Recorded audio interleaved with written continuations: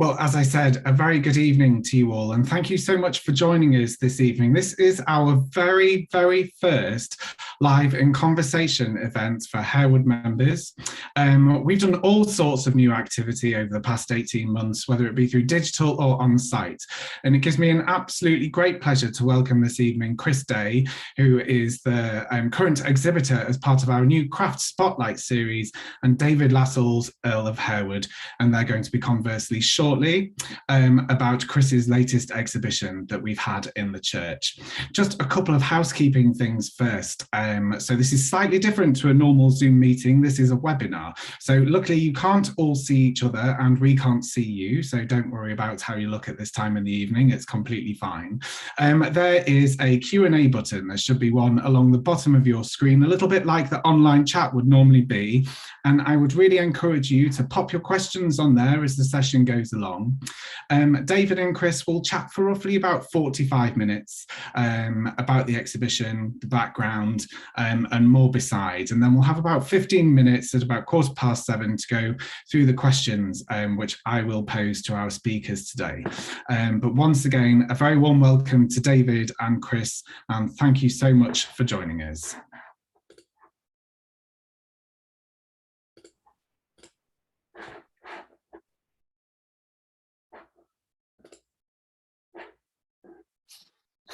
Good evening, everybody. Hopefully you can hear me clearly. And welcome to, as Ed said, this first event in conversation with Chris Day. Good evening, Chris. Good evening, David. Before Chris and I start our chat, I just wanted to give a little bit of context of how we reached this point. The contemporary art program at Harewood has been going for a long time now, 30 years or more.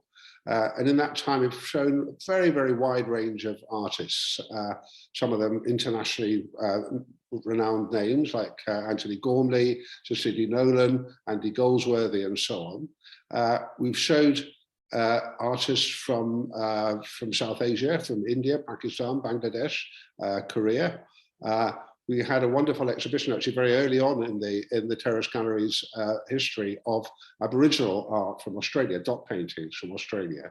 And of course, we've shown artists, many artists from with a Caribbean background, which has been very much part of our intention to work with Harewood's past, to the fact that it was built with money made from the sugar trade and therefore the slave trade that made it such a lucrative one.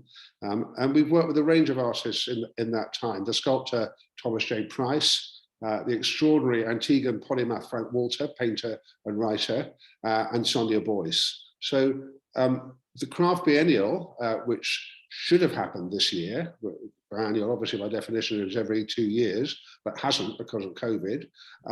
Chris's show in the church, Craft Spotlight, is kind of like almost like a trailer for the main event. And as you know, with trailers, you always show the best bits. So I'd like to think that Chris's show is going to be hard to beat for whoever is showing next year.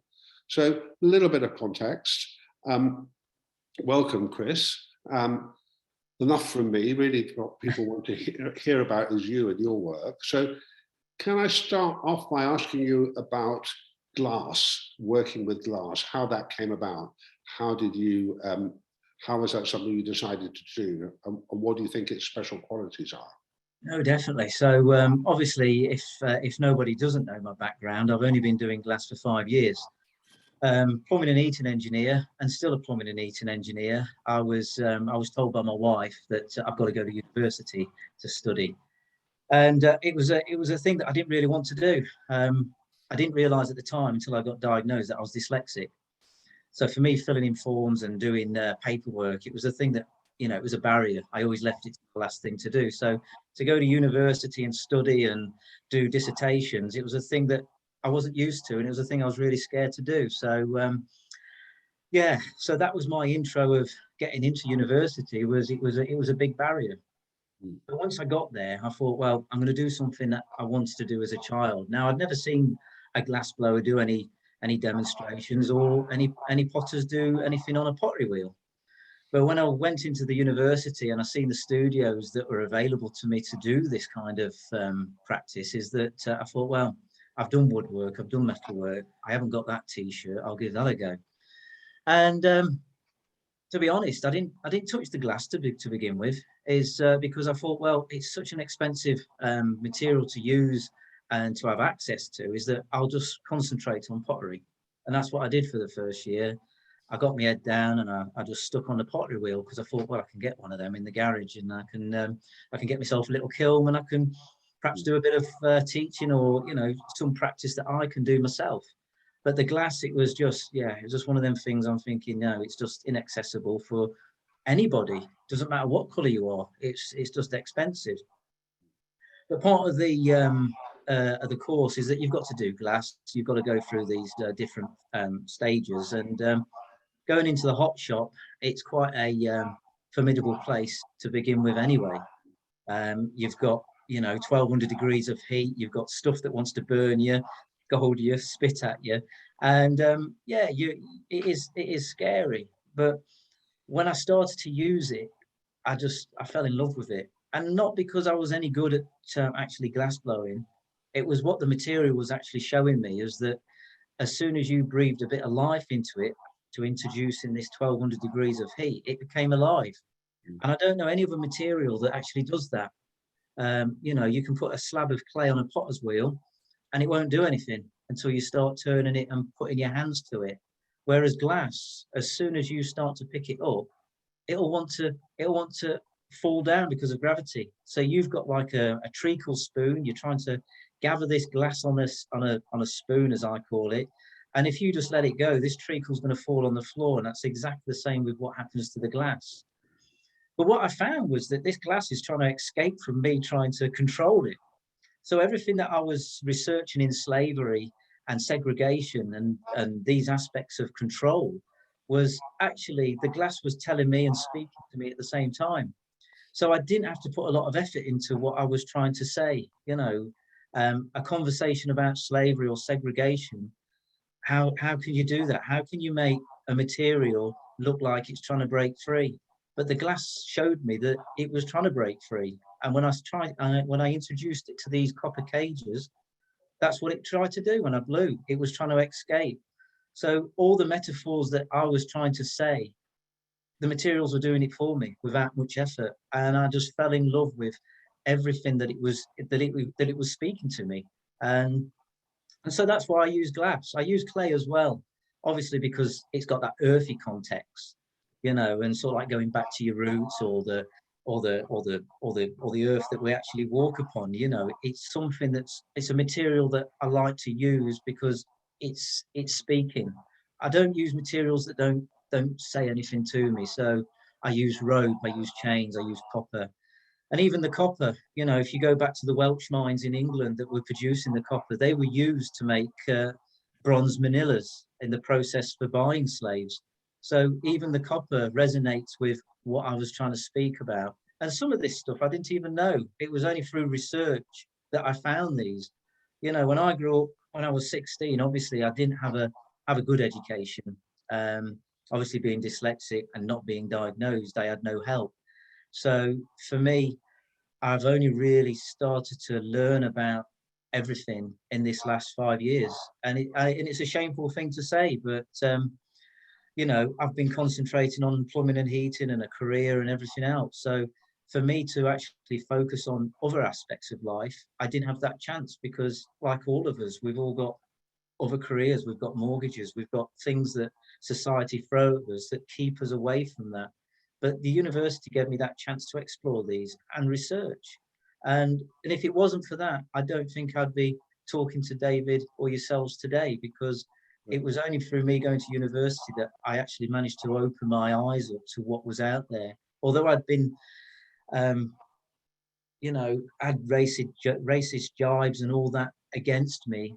And when I was a youngster, that I was perhaps, I don't know, perhaps a bit forceful of how I interacted with that. Whereas going to university, it gave me a different way to have a conversation and a different way to interact with people that didn't understand or wasn't quite, nice to other people. So this was my way of engaging and having a conversation in a polite way. Art is absolutely amazing, because like the pieces behind me, they can just sit there and they can speak to you, but they'll perhaps speak to you in a different way of what I'm thinking. But it's a polite way of starting a conversation instead of getting down on a knee, putting your fist in the air, making that divide even more divided, sorry, than what it is already. You know, art can be that sort of like, you know, not the it can start to break down them barriers. Yeah, absolutely. And there's something about glass as a material. Obviously, we all think of glass as being something very fragile, easily broken. We've all of us broken dozens of glasses and bottles in our time, intentionally or otherwise. But your glass pieces also have a real weight, I mean, literal and metaphorical to them as well. And that's to me, that's really interesting, that such a sort of basically fragile material can be made into something so strong and positive and, well, let's say heavy in both senses of the words.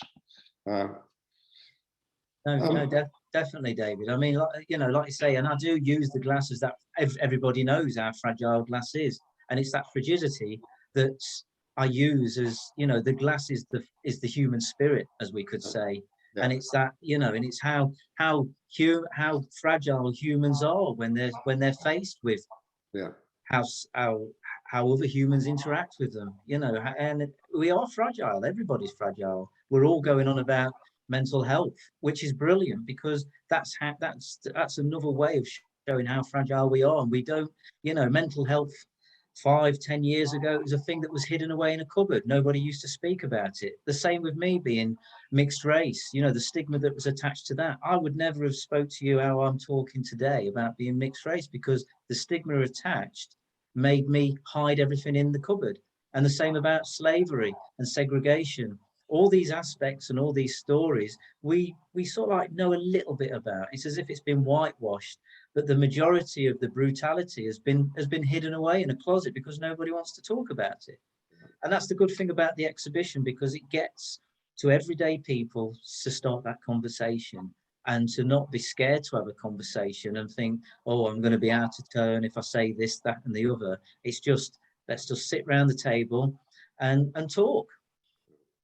That has to be the starting point for anything, doesn't it? If you don't talk about it and talk about it, discuss it, not shout at each other about it.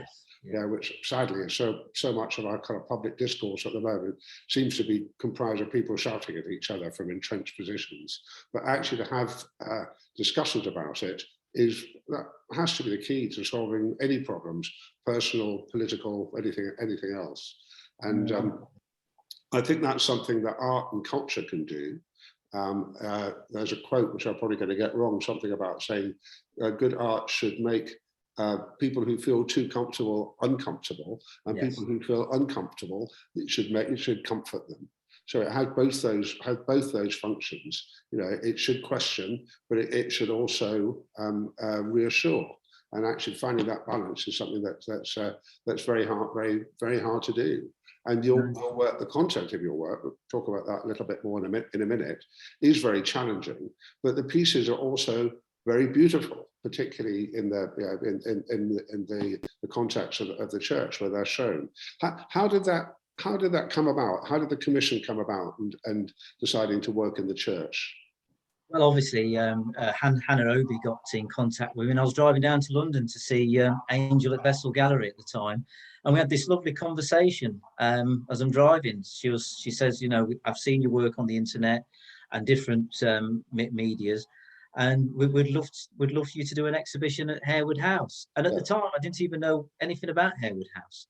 You know, I didn't know the history. I didn't even know where it was. I just had this lady on the end of the phone saying, we'd love to have you here. And for me, it doesn't matter who it is. I'll just say yes. I'll put my hand up to anything that's proposed. And it wasn't until I'd got back home and actually Googled where Harewood House and some of the literature. And I was amazed that through my studies, I'd actually seen a piece or an article on Google about Harewood House. And one of the pieces that I've got at Harewood House exhibition, it's called Commodity. And it was that one word that was in this write-up. It was saying, you know, Africans were just dehumanized, and it was used as a commodity. So I produced that piece of work before I even knew about Harewood House, because this conversation isn't just with Harewood, it's the whole of Great Britain. You know, the whole of the UK was built on slavery. Yeah.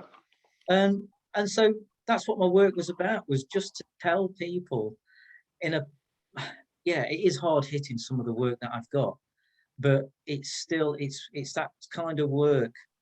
As one of my lecturers, he says, if you're going to produce a piece of work, just say, you know, say it. Don't faff about and try and model coddle it.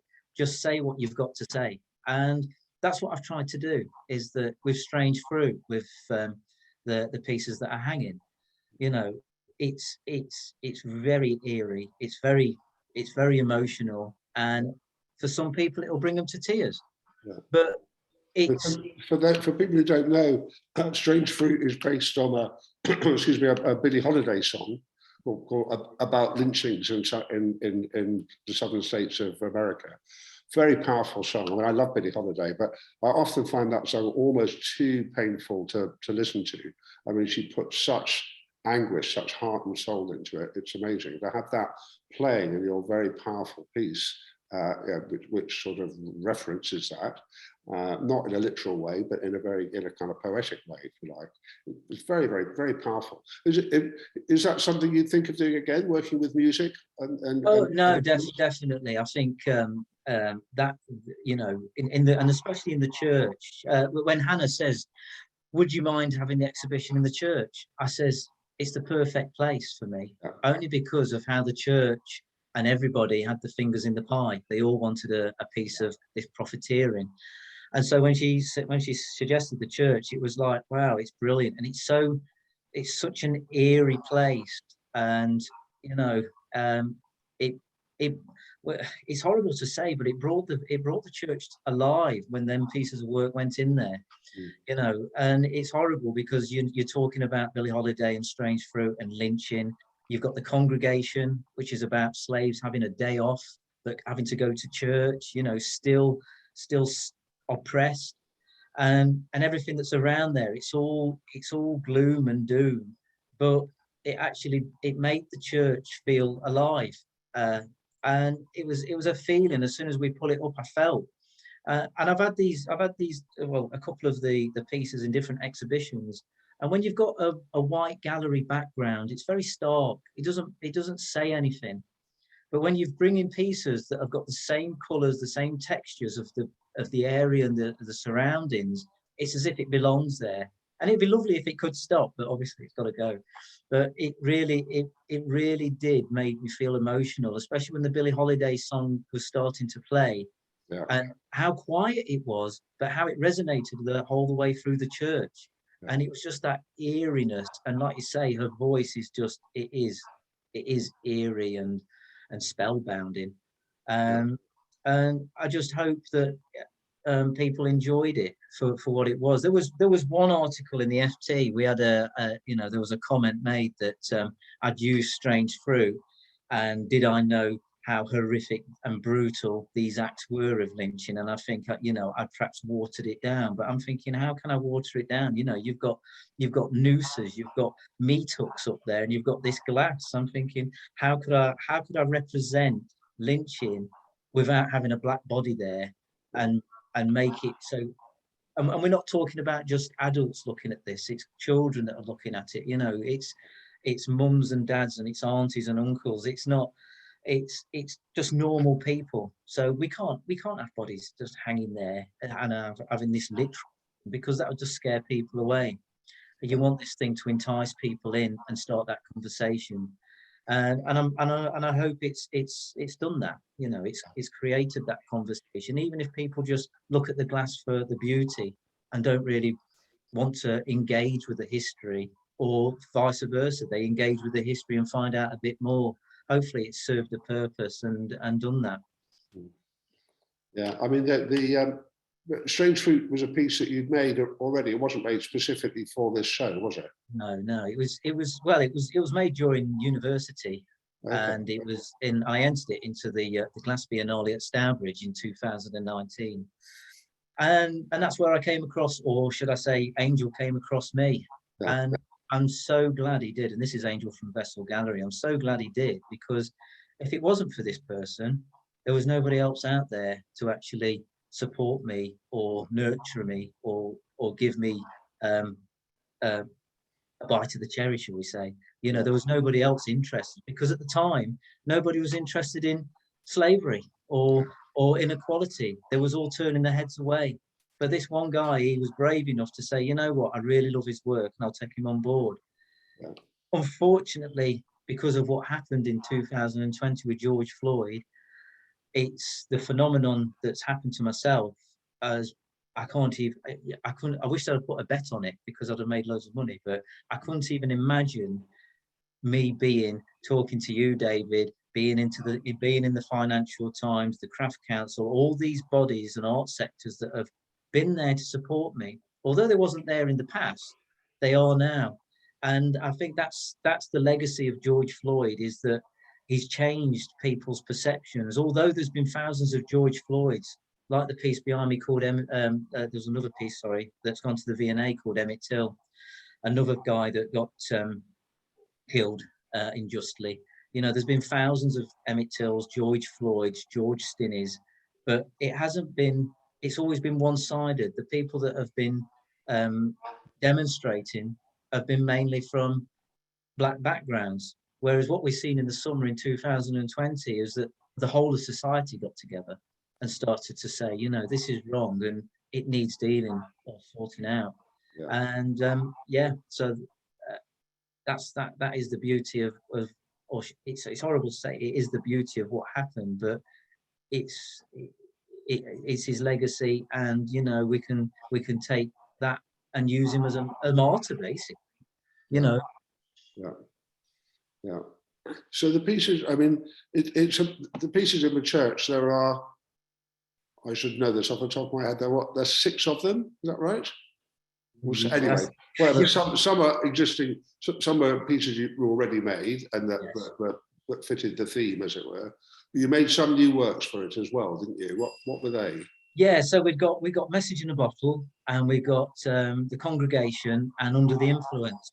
And this was me researching into Harewood, and obviously the 28 bottles with Under the Influence that were sold at auction. And I thought it'd be nice to produce, and it was a hard one to do. You've got a bottle.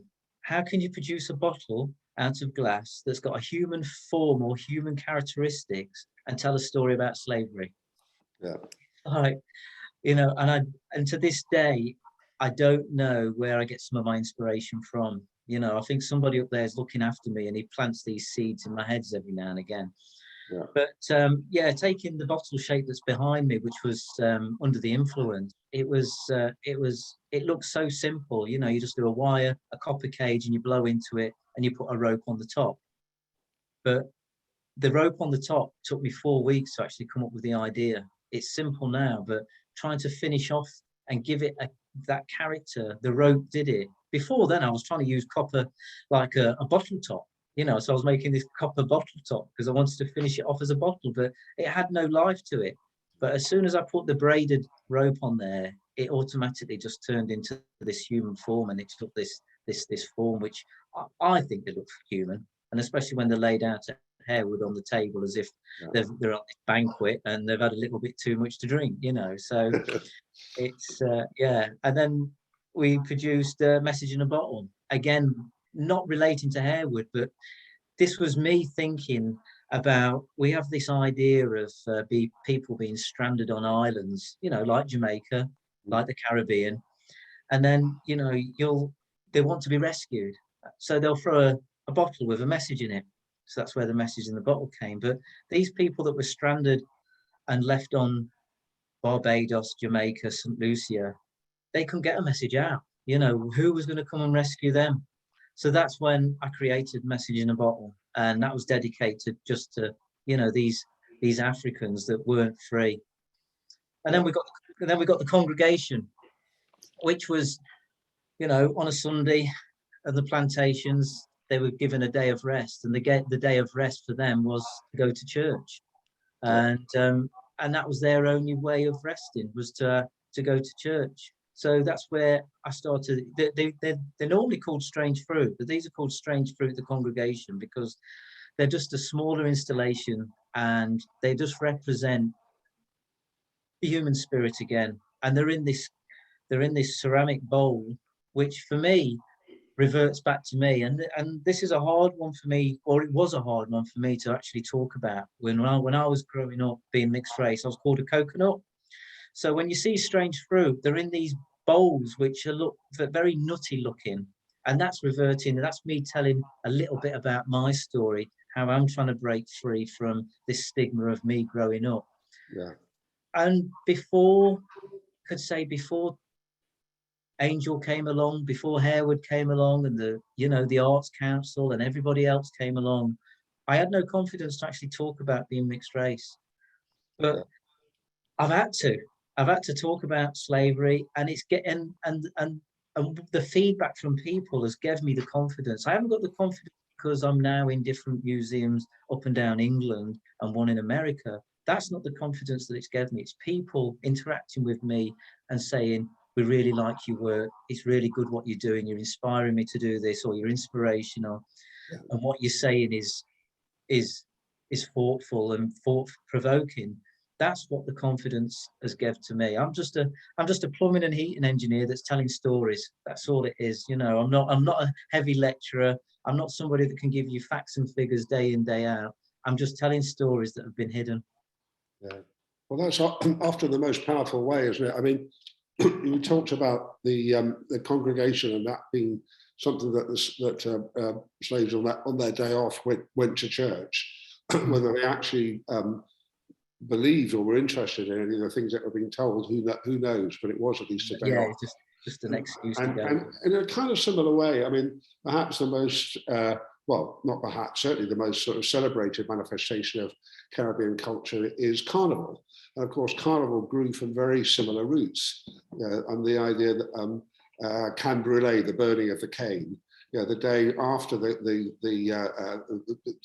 cane was burnt, the harvesting season was over, the slaves were allowed a little bit of respite, and that was the time that they got together. Slaves from different plantations were able to work together, and were able to use their considerable imagination to to create the kind of images and the kind of characters that are at the heart of Carnival today, which are a mixture of parodies of Western imagery, including Christian imagery, references back to the African past. It's a real hotspot, a real potpourri of different things, and that grew out of that resilience, that spirit, that in the time that you did have in this brutal, unbelievably brutal life that the slaves all led, they still could see life. They could still celebrate life when they had the opportunity. It was extraordinary, actually. Yeah. And that's the thing, isn't it? You know, for all that oppression, you haven't quite broken that spirit. And that's what the oppressors wanted to do. They wanted to dehumanize people and break them down. But the resilience they had, they managed to, like you say, fight through it and still celebrate. Yeah. So you're saying that, excuse me, for you, the show here at Harewood has been a bit of a breakthrough. And I mean, for you personally, in bringing you into contact with a much sort of wider range of people and giving you a confidence to talk about things which maybe you were, you didn't feel qualified. I don't know if that's the right word to talk about before. Yeah. But in a way, we're all qualified, and you have to talk about it from your own experience, don't you? And that's very much what you've done. And it doesn't have to be talked about literally. Again, going back to Carnival, we did a big theatrical production here in 2007, Carnival Messiah, which was the kind of showpiece of our celebration of the commemoration, I should say, of the abolition of the slave trade in 1807. And people were saying, well, what's carnival got to do with slavery? It's just, you know, it's a lot of loud music and beautiful girls in spangly bikinis, you know. And we said, well, actually, it's a lot more than that. It is that, and that's fine. But actually, what underpins it is really much deeper than that, and much more important, and culturally extremely rich, extremely rich. I think that's it, though, isn't it? People don't realise how intertwined slavery is in the modern world, you know, and you know, there's absolutely nothing we can talk about that doesn't revert back to slavery in some sort of manifest, you know. Even, I don't know, even the sugar we have in as tea, you know, it's got all them connotations going back to slavery. I can't, when I'm looking at the world, I can't see anything that doesn't, because the whole, you know, the whole empire was built on it. Yeah. I mean, that's been an interesting challenge for us here at Harewood, because we've been talking about it openly for some time now. And actually, personally, I've sort of reached a point where I don't want to be the only person talking about it. I'm the only person in my kind of position talking about it. Shouldn't other people be trying a bit harder? And what about those people who refuse to talk about it because you know, it's too embarrassing, or it happened a long time ago, what relevance does it have today? All those kind of get out clauses that people use to avoid talking about slavery and its legacy. Yeah, I think it's time for more people to stand up and be counted. Anyway. No, definitely. You've talked about how working here and having the exhibition here has affected you personally. Do you think, how has it affected your work, or the way you think about your work and the sort of pieces you might make in the future? Well, when I first started, David, I was still blowing into these copper structures, but I was using them as to tell a story about verdigris. Obviously, being a plumbing and heating engineer, verdigris is like my worst enemy. You know, it's gonna deteriorate them pipes and make little holes. And so I was exploring stuff to try and just tell a story about verdigris. And I didn't want this role as talking about slavery, because I wasn't looking at that at the beginning. But as soon as I started to investigate it and got emotionally affected by what I was reading, because it's embarrassing, even myself, you know, I'm 53 now, and it was only when I started university I really started researching into my past and my history. You know, you don't get taught it at school. You don't get taught about, you have a little inkling, but you're not taught about anything. I didn't know anything about Emmett Till, George Stinney, you know, all and various other. I didn't even know about Billie Holiday. I knew about her, or I knew her record. That was only because of the rendition by UB40 in the 80s. So, you know, I grew up very ignorant about my own past. So going to university has opened my eyes up, and it's made me realise, when I had the exhibition down in London at Vessel Gallery, Blown, Bound and Bold, is that I said to Angel, I says, I think we're both putting our heads above the parapet here, not realising what people would, or how people would react to my work. Because, like you say, there aren't many people that are doing political work about the Black experience, you know, and people that I was researching, artists, like you mentioned, Sonia Boyce, you know, there was the BLK art movement that came from Wolverhampton, the same place where I've studied, is that they were protesting about rioting in the 80s. You got people like Keith Chambers and Eddie Chambers, sorry, and Keith Piper. Yeah. You know, that were doing loads of art that was political. It was saying what was happening in society at the time and what had happened in society in the past.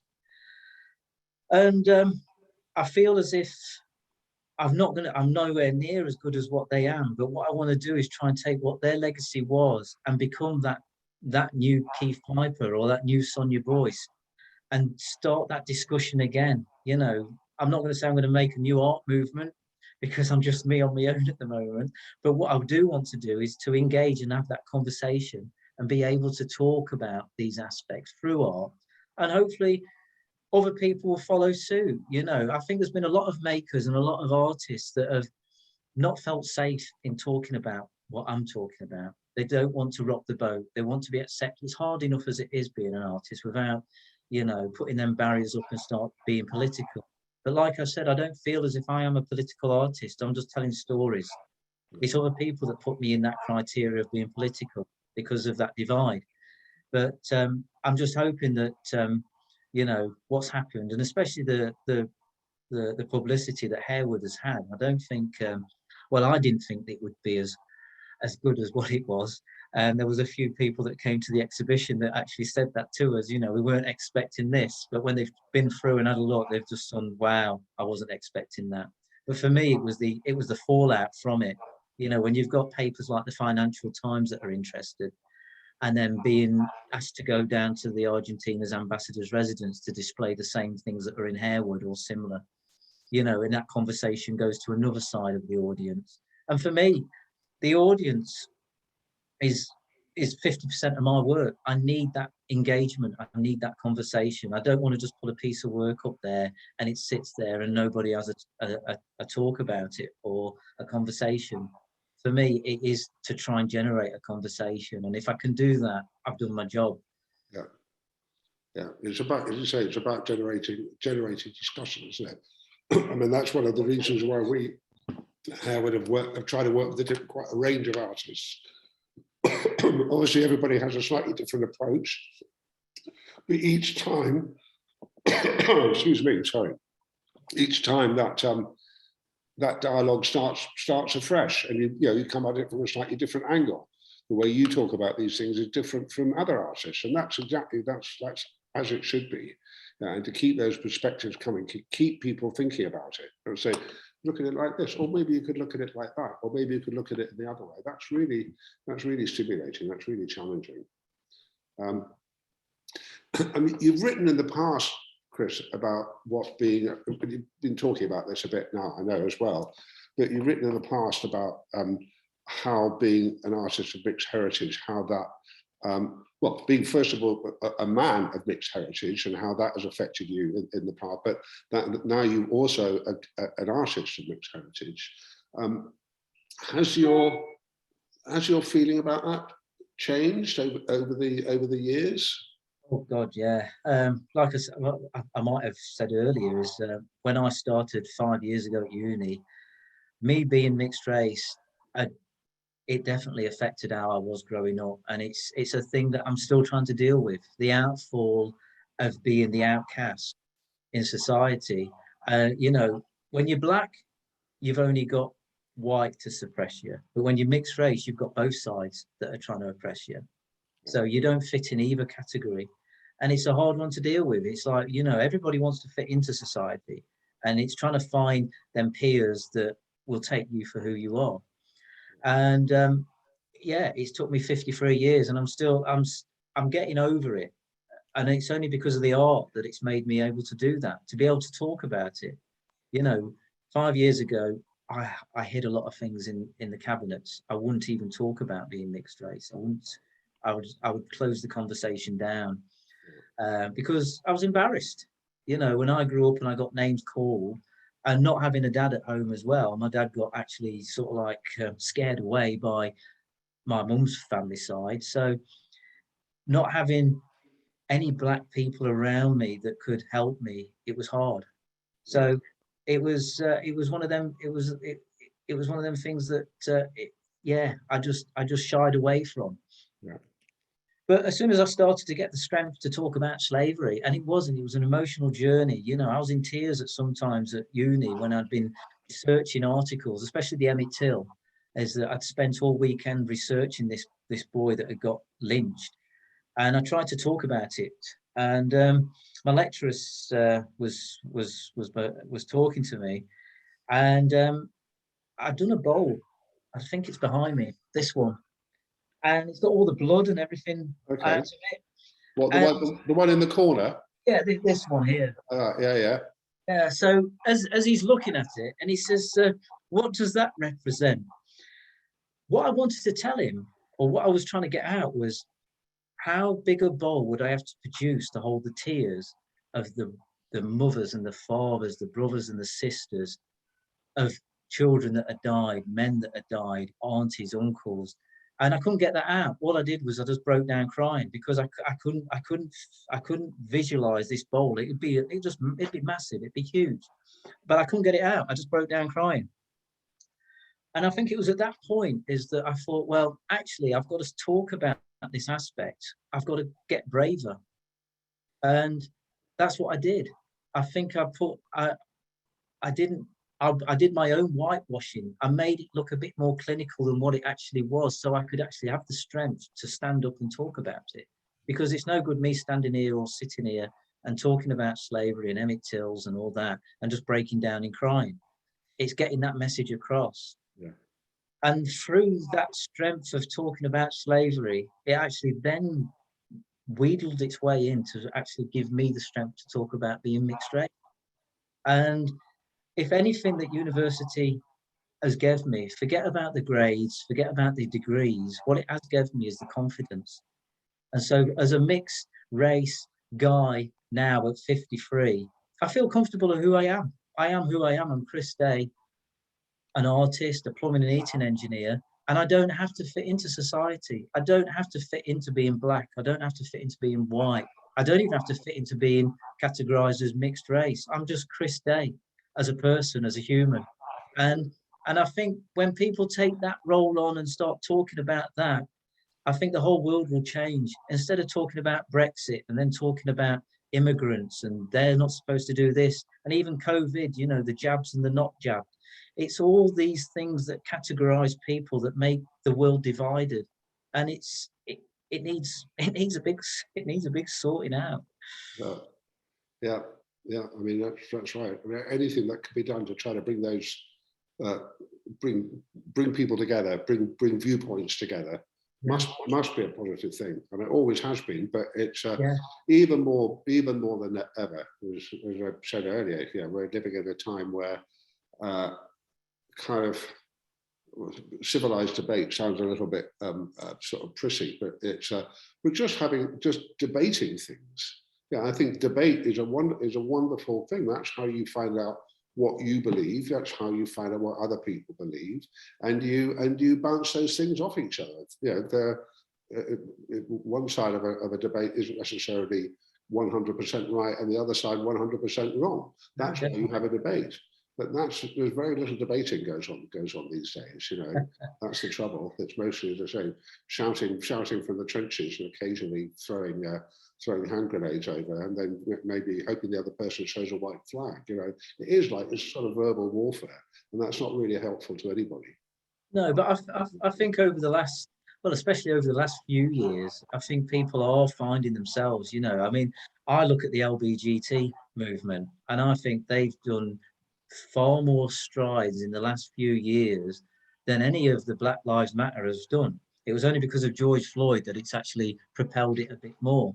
Yeah. But the way they tackle and have changed people's perceptions of being gay it's been amazing. And if that concept could be taken on to other things, I think, you know, the whole world would change a lot quicker. Because it's only been what 5-10 years that the movement has really made a difference. Yeah.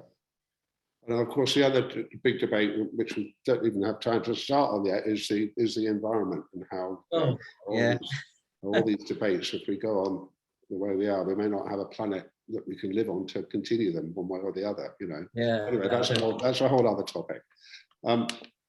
Because we're sort of drawing to a close here, I think. But what next for you? What are your next projects? Oh, well, next year is brilliant. Obviously, I don't know if anybody knows this, but next year is the UN Year of Glass. All right. So the whole world's going to be calling at my door wanting bits of bits of me. But yeah, we've got the Glass Biennale at Stourbridge again. So that's coming up in I think it's August time. Mm-hmm. We've got 25 years of the CGS, which is the Contemporary Glass Society. They're doing a big exhibition at the White House Cone at Stourbridge. And then obviously the White House Cone want to do things with being, you know, diverse Black artists in glass. And whatever else Angel from Vessels can throw at me, it's going to be, I think, I said to him in 2012, 2020 when we did the Blown, Bound and Bold exhibition. I was surprised by people's reaction to my work, because I weren't just an emerging artist. I was a virgin artist, to be honest. You know, I'd never done an exhibition, and I'd never had, any of the publicity what was there. But when people were looking at the work, I said to Angel, I says, I'm really looking forward to next year, only because the word was getting around. And obviously it got round to Harewood, and I didn't even expect any of this, what's happened to Harewood. So now I'm going to say in 2022, it can only get better, because I've got to keep it getting better as well, because I don't want this conversation to die. Like George Floyd, it was in the papers for months and months and months, and we don't hear anything else. And I don't want that to be Chris Day. I don't want people to say, oh, he's the only black glass artist now, and he's the, you know, the flavour of the month, and then next year everything ends. So I've got to keep this momentum going. And that's why I put my hand up to anybody who suggests exhibitions, you know, talks or anything. I'll just say, yeah, I'll do it, because we need to carry this conversation on. So I'm really looking forward to next year. There's lots in the pipeline, and I'm getting lots of interest from all over the place to do stuff. You might even have to give up the day job. You never know. Hopefully one day, but it pays my mortgage, so yeah. I've got to keep on plumbing. Very difficult for an artist to earn a living just by making art. I mean, almost all artists have another job, or they teach, or whatever it may be. But yeah. So listen, Chris, I think we're just about coming to the end of our scheduled time. Thank you so much for everything you've had to say, for your candour and your articulacy. It's been a pleasure talking to you. Now, I hope that we've said enough interesting or even possibly controversial things that there'll be a few questions. I think they've all been sent to you, Ed. Is there anything people would like to know that we can help with? Absolutely, yes. And we'll start off with a really simple one. I mean, Chris, obviously the items that were brought together for this exhibition were purposely brought together for Harewood, but have you any intention to show them together somewhere else? Yeah, I think, well, it's all down to Angel. Obviously, I think after Harewood, he'll have another exhibition down at the gallery. It'll be like a year-on exhibition, because since 2020, when I did the Blown, Bound and Bold, the hype around my work has created this. People want to see it, so I think he'll bring Harewood down to London. He already has. He's, like I say, we'd already been to the Argentina's ambassador's residence, and we took a selection of the Under the Influence, but it will be on show in different venues. And if they keep an eye on my Instagram or Facebook, I'll always post where things are going to be on exhibitions. Great, thank you. Chris, I hope you were generous enough to give one of these to one of your bottles. So there'll always be a part of the exhibition, a small part, will always be on display here in the future. So and plus David, there's going to be one of these ones behind me, the big one that'll be left at Harewood. And hopefully put on display somewhere as well. So yeah, the acquisition of that's just going through, I think. Yeah. That's well, you heard it here first, everybody. And we'll certainly look forward to announcing that properly in the future. Perhaps a little bit contentious, but one of our members just wondered your own personal view on statues. Should they be removed, or should we explain the circumstances in which they were put in place? No, I think they should stop. It's a bit like as we were discussing earlier, is that if we take all these horrible aspects and put them in a cupboard and shove them away, it gets lost and we can't talk about it. You know, I'm talking about aspects that have been hidden in history books. You know, someone who's dyslexic, I don't like to read, but I can go to an art gallery and I can look at things. And it's the same with these statues. They were put there not for people to show off, but for people that didn't understand. They could look at this statue, oh, this man's done this, that, and the other.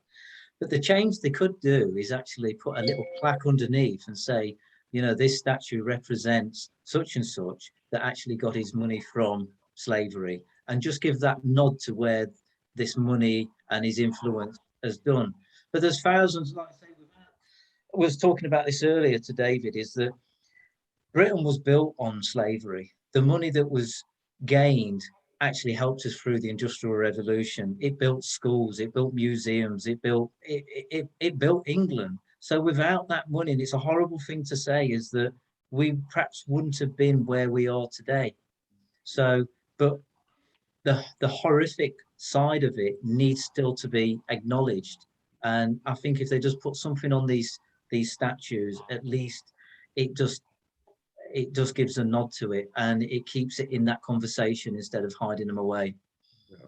I think that was, I mean, the most controversial of those obviously was the Edward Colston statue in Bristol. But that wasn't some sort of spontaneous act of violence. That was a build-up of frustration for years, where people have been trying to get Bristol to do exactly what you're saying, to give it some context. You know, here was, I mean, the country is full of statues of people in city squares and this, that, and the other. And mostly, many of them are people from that sort of imperial past. And they existed, and they were probably very good at what they did. They were, you know, successful merchants or brave soldiers or whatever it may be. But what they were and who they were has got to be put into context, not just as something to be, well, worshipped almost. I remember a friend of mine, a white South African who left South Africa during the height of apartheid because it was becoming dangerous for him. He was saying, as a young boy, they'd go to church every Sunday and they'd stop at the statue of Cecil Rhodes in the square outside the church, and that was almost like part of their worship. So these people were, in their time, were figures of virtually of worship, and that's got to be, there's got to be a counterpoint to that. This is who they were. This is why they were important enough to have a statue made of them. But this is what they did. This is what it means. This is what it meant. Great. And just tearing them down isn't the answer. I agree. No, definitely not. Context is crucial. Yeah. Thank you. And finally, as a similar but slightly different question for both of you. David, somebody wondered, as somebody who's been proactive about promoting diversity in contemporary art for over 30 years now, if that's ever been something that you've received criticism for. And also, Chris, did it ever concern you in putting this exhibition together that some people might not welcome it with open arms? I'll let David go first. Actually, we've had surprisingly little criticism of what we've done. I mean, the whole way when my wife Diane and I started on this journey, which goes, hard to put a date on, it goes way back. One of our key sort of mottos was, let's be damned for what we do, not for what we don't do. So let's do what we think is the right thing to do, and then let's take that on the chin. You know, let's see what do people think of it, and defend it on its own terms. And that's something that we've continued to do, and had, so very. I mean, there'll always be anger at somewhere like Harwood because of the money that it was built with. There'll always be that. And I remember somebody saying to me in 2007, David, people have got to be allowed to be angry about it. It's not, being angry is not forbidden. It's a perfectly, under these circumstances, a very real and perfectly natural and understandable emotion. It doesn't necessarily solve the problem, but to say, oh, for heaven's sake, why are you being angry about something that happened so long ago, is not helpful. You've got to allow that anger to come out, and then try to find ways of channeling it in a positive way. I think that relates back to me, is that somebody asked me the question that says, do you feel angry when you produce these pieces of work, as if I'm like emotionally in a rage when I make them? And I says, no, I says, I'm not. I'm emotional, but I'm not angry. I says, you try and have a conversation with an angry person and see where it gets you. You can't do it. You've got to have a conversation with somebody who's, not judgmental, but, partial. Yeah. And that's what I try and do. But as for people being negative to the exhibition, I've had no negativity whatsoever. And because of how society is, and you've got Black Lives Matter, and then you've got the other side of Black Lives Matter, is that I did, and I still think that negativity was going to arise, and there'd be demonstrations from the EDLF or something like that, but it's not happened. I've not been trolled, touch wood. I've not had any bad remarks on the internet yet, but you think this is going to happen soon. So you just, I've had it all my life. So I've got like a leather hard skin ready for it anyway. But I'm hoping that people can see me from a mixed race background as well, is that, well, perhaps I'm, untouchable. But hopefully have a polite conversation. That's all it can be. I'm not taking sides. I'm not taking the sides of, I can't.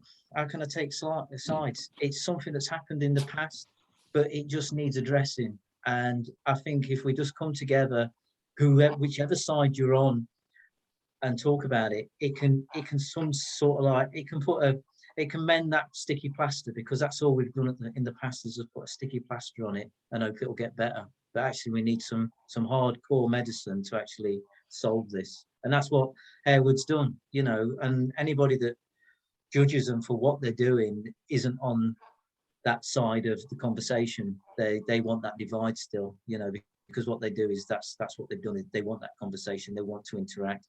They want to make right what's been wronged. So hats off to Harewood. Thank you. Any final thoughts, David? No, well, it's been a pleasure talking to you, Chris. I mean, the show's been fantastic. I'm sad it's coming down, this weekend? Sunday. Sunday, Yes. yeah. So not long to go.